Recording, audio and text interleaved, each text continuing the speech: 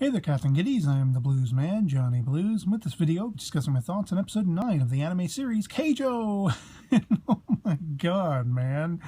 The superpowers and the supernatural fighting techniques were through the roof in this one. People have compared Keijo to being like a shonen, and this one was through the roof as far as I'm concerned, with all the craziness, the sound effects.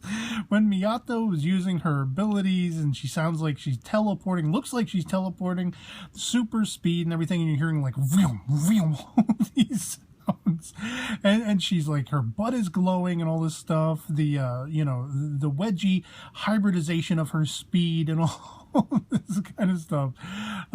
This was a blast of an episode. Of course, this is one where the stakes were really on high. They're going up against the East School, the Eastern School, in this first matchup in the East-West War, and I knew it was going to be sort of clinching on whether or not Miyata, was on form or not.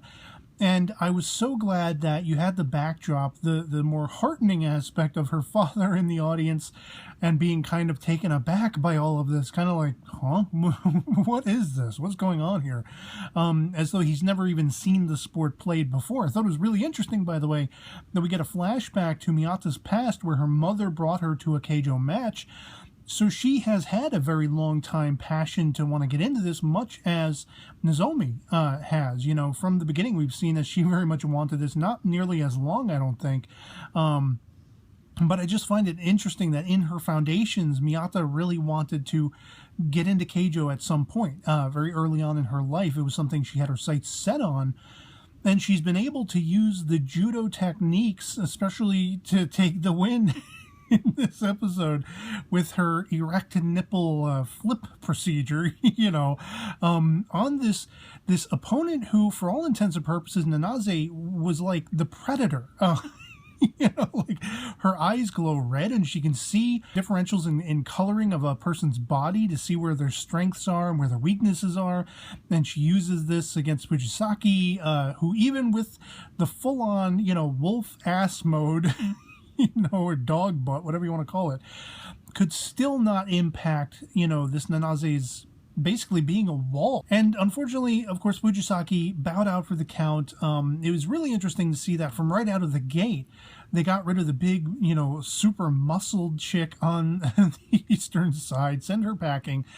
And of course, with Fujisaki being out for the count, we're then left with, of course, Nanase and the two twins, and we have Mio going and dealing with the twins, which was interesting because she's using her sort of like super butt massager thing, to like bring them to the point of ecstasy, I guess, arguably.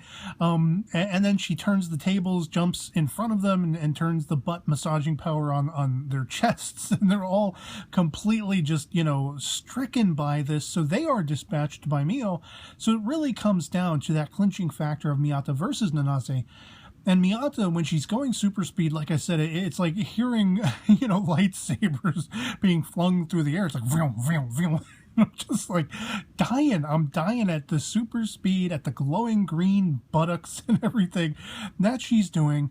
And she realizes that she's really just expended all of her energy in her legs, all of her muscles, and she can almost not stay on her legs.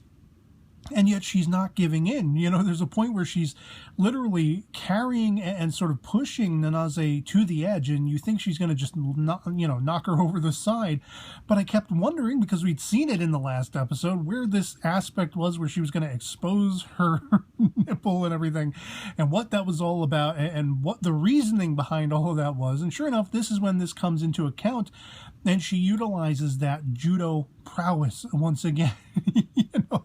The bend and flip kind of thing. And I for some reason, I was reminded of Spike Spiegel, the fluid motion as he teaches one cat in an episode of Cowboy Bebop, as far as using the person's momentum against them. And that's kind of sort of what Miyata does when she summons this erect nipple ability. She runs up to Nanase, she gets Nanase by her bathing suit top and flips her over, using her butt as the catalyst, kind of using that fluid motion, and it's all but done for Nanase at that point. And it was just like, my God, my brain was astounded with all of the technical move names and everything that we were seeing.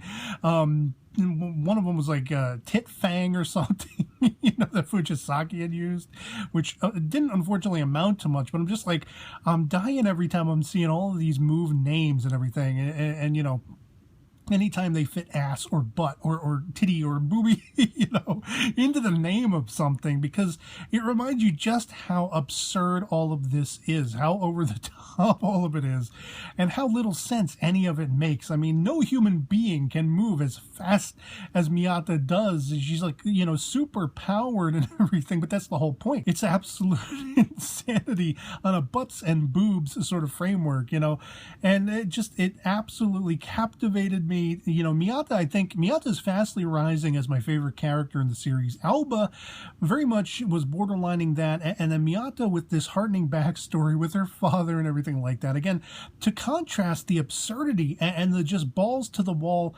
insanity of everything that's going on, of what Keijo is as a sport, of all these butt and boob techniques and everything like that. It's brain busting. It's so abnormal and absurd. But I love that there is that heartening aspect of she kind of impresses her father when he gets to see her in action and gets to see that she's actually still utilizing those judo techniques, that she holds them in such high import, even in this sport. Like, for him to realize it and come to that revelation effectively that, hey, this is where my daughter deserves to be. This is what she needs to be doing. When he hears the crowd chanting for her to win and all this kind of stuff, and he's kind of like wowed by that.